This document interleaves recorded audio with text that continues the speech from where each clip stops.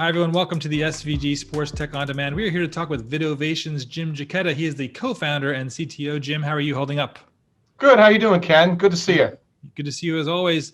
You've been one of our frequent flyer guests on our various Zoom calls, so this is old hat for you and me. But give me the update as far as what's been going. Let's spin a little forward since you and I've discussed a lot of the cool projects you guys have been working on. But what's your take as far as VidOvation in the age of COVID-19? What have you learned, and what have you kind of been working on the last couple of months? As Ken alluded to, I was on a recent panel, and we talked about some of the workflow changes we've all been kind of forced into because of COVID and social distancing, et cetera.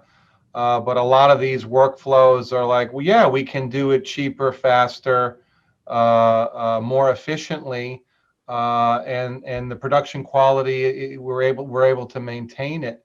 And we've been promoting the idea of at-home production, or REMI, over an unmanaged connection like cellular or the public internet for 5 or 6 years. So when COVID struck, our phone was literally ringing off the hook that, hey, that idea you've been pitching to us for 5 years, I think we're ready now, or we don't have a choice. And one of the it's not luck. I mean, VidOvation and our partners had the technical ability, but a few important things that have popped up is maintaining genlock. If you're switching between multiple cameras, and if the connections are not in sync with each other, wouldn't make a very good show. If you see a golf club being swung and then they cut the camera too, and you see the club being swung again, and then the audio was all choppy. So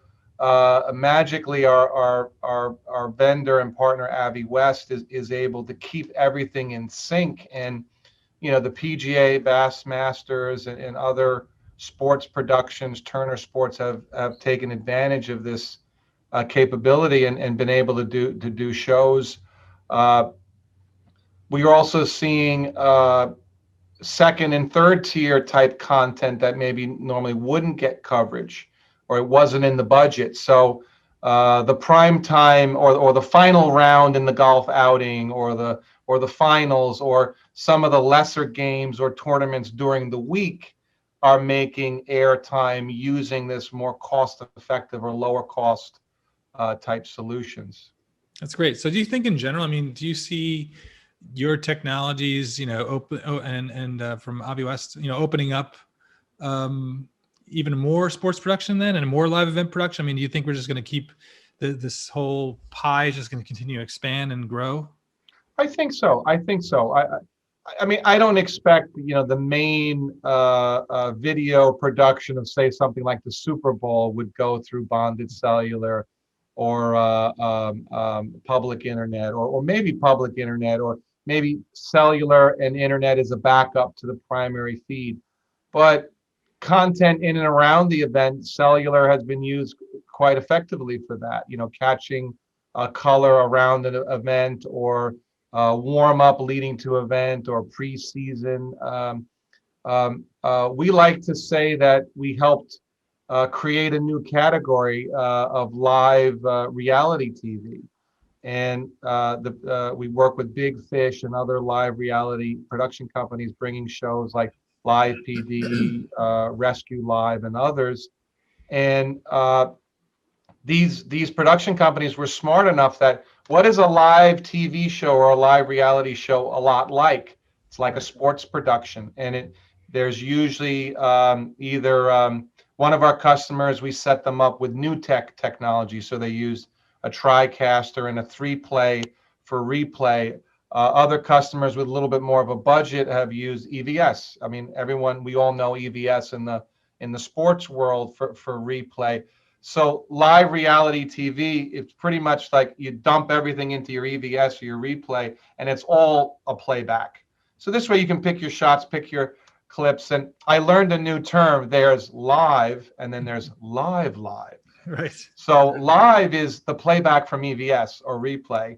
And then live is when you've run out of that buffer and now you're really live. So there's no safety net. Right. So those are some things we've learned, and camera control. We were talking, I think it was mentioned on some of the panels. Some of our customers, they still want a video engineer on site because there's always going to be a little bit of latency over an unmanaged connection or cellular. PGA has managed to use camera control successfully using an integration of AviWest and CyanView.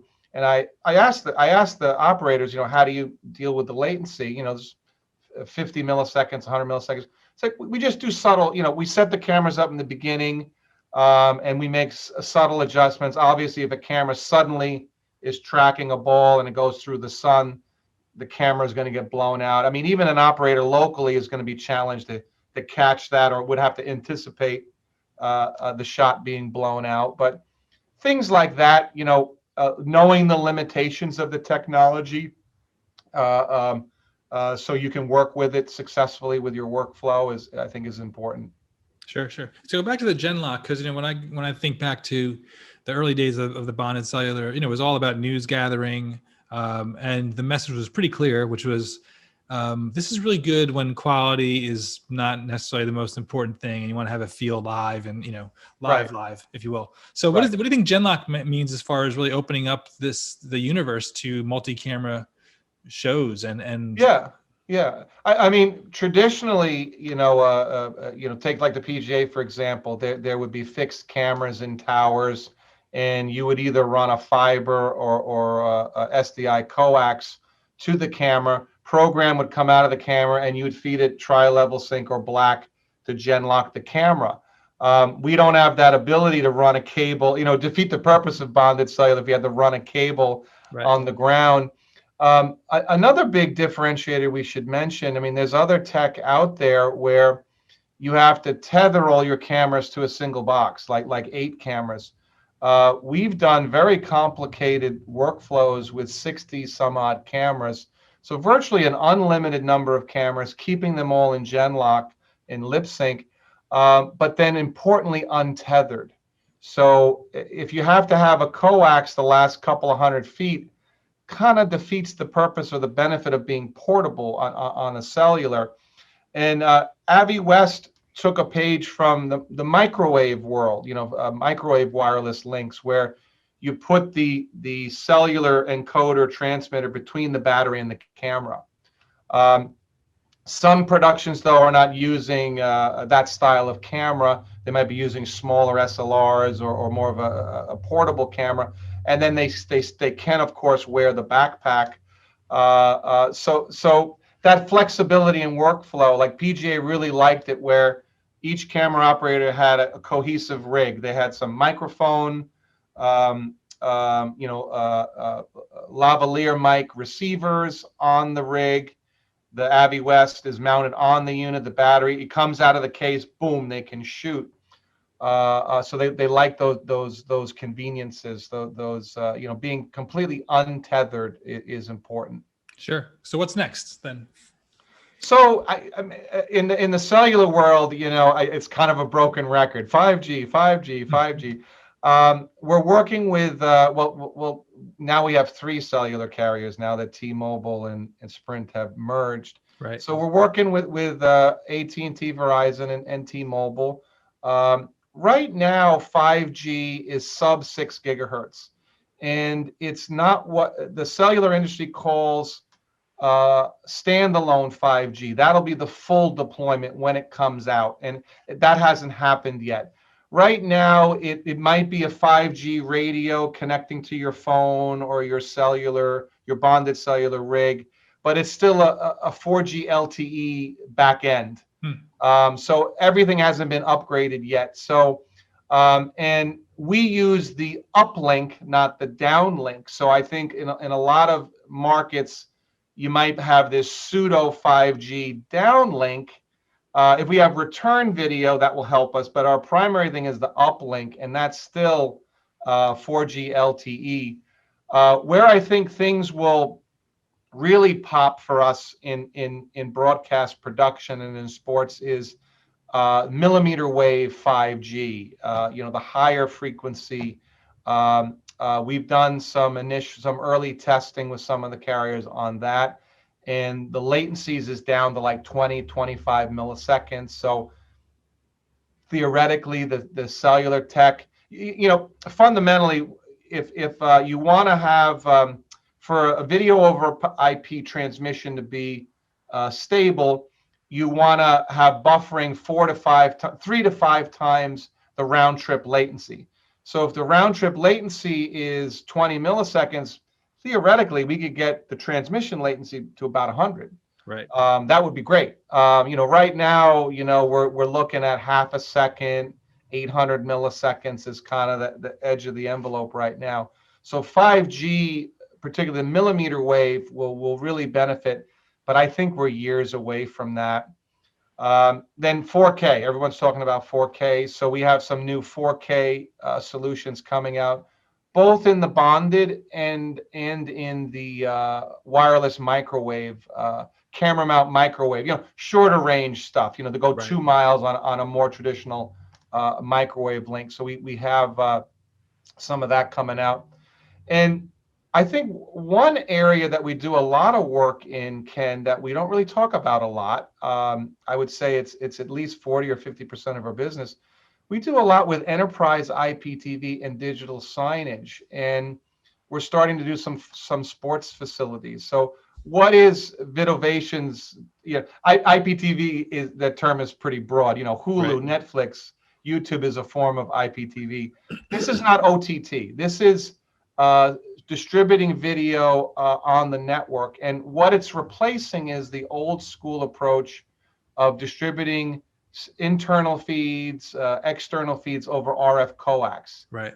Facilities are all ripping that out, so we'll do internal feeds, stage feeds. We'll bring in DirecTV, Dish, satellite, etc. We've done projects with Paramount, Viacom, Nickelodeon. We're working with a couple of sports facilities right now. It's early to mention names. We haven't started yet, but that's a big part of our business. And not only capturing the content and bringing it, contributing into the facility, but now we help distribute, to different consoles. Since COVID, many of our customers have come back to us with like, well, our IPTV system is sitting here dormant. People want to see those feeds, but they want to see them at home. Right. So some of these stage feeds are highly sensitive if they leaked out. So we have to do double authentication. We have to encrypt before sending the streams off site. We have to authenticate that it's not someone maliciously trying to hack into these streams. So COVID has brought us into some interesting areas, and we've been fortunate enough to help our clients succeed in these new and exciting areas. That's great. Well, thanks, Jim. Great to see you as always.